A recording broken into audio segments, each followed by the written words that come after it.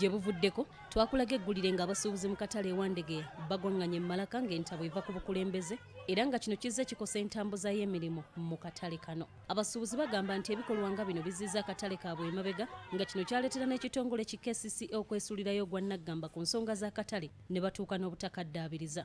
Abasuubuzi bategeezezza nti bakooye okukolera mu mbeera embi emaamidde akatale kano. Tuli mu kulwanagana ntalo ng'ono ali ttiimu guno bakusanga oyogera bagamba Katonda awagira ono awagira twagala tubeere ekintu ekimu. Akatale kano kayingiremu abantu. Akatale kali mu kibuga wakati ne kaagala okukulaakulana. Omusuubuzi tiyandisaaze ssente nnyingi ng'akumba emmere yeetaaga emitwalo 4 yeetaaga emitwalo 3 talina wagajja. Kano akatale kolaba kajjuddeko bamanirenda. Tituyinaawo kibiina kitugatta nti musuubuzi munnaffe tumukwatireko ku nsonga eyo. Lwaki kyava ku bukulembeze obwasookawo n'obuliwo. Ffe tulowooza nti bwe tuba nga twegasse nga tuli bumu, essente za gavumenti zijja, essente z'emyoga zazze, naye ojja kulaba wano nsiba ku bantu abali wano bafula eno tekuliko muntu alina ssente za myoga. Bagamba nti waliwo emiryango egyayonooneka mu katale ssaako n'obuyumba obukyamirwamu nga bino bituusa n'okusengula abasuubuzi bannaabwe era ng'ebifo ebisinga kati bikalu ddala nga byafuuka mikwesese gya mmese. Akatale kakalu tulina bukya ziri mu 50 teziriimu bantu. Obuyumba waggulu eyo nayo n'obuyumba buggali naye tugenda kati n'enkulambuza kayumba obuyumba buggali kakabe kano south wing oba north wing. Beemulugunya ku byuma ebinnyogoza ebyassibwa mu katale kano ebiyamba ku bantu abatunda ebivunda omuli ennyama, ebyennyanja, enkoko n'ebirala. Kyokka nkati ebyuma bino byaggalwa nga kati abasuubuzi baasigala mu kwemagaza ekibaviiriddeko okufiirwa ebyabwe.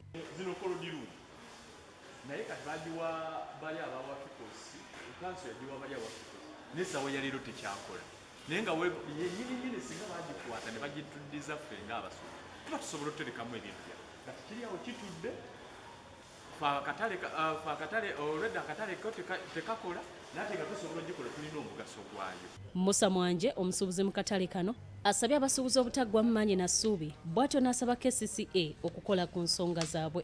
KCCA minisita waffe omulungi Minsa Kabanda ne RCC ba RCC ne ba deputy bonna aba Mwami Hudu bonna bakimanye nti this time round tutugenda kukkiriza abantu bava bbali kujja kutukyankalanyiza mu katale. Amyuka omwogezi wa KCCA Robert Kalumba gwe tufunidde ku lukomo agamba nti ensonga z'abasuubuzi b'akatale kano ak'ewandegeya azimanyi bulungi era nga bazikolako. So procurement for repairs eri kumpi kuggwa era tutandika okukola ki okurepairinga si Wandegeya wokka n'obutale obuntuntu obutono obwo. Kyembadde nkubiriza mikwano gyaffe babeereko patient katonotono kyekisooka. Number 2 balabirire ebintu ebinyawo bulungi ensonga eri enayo. Stella Nandawula ne Richard Mwanje, BBS Terefayina Gambuuze.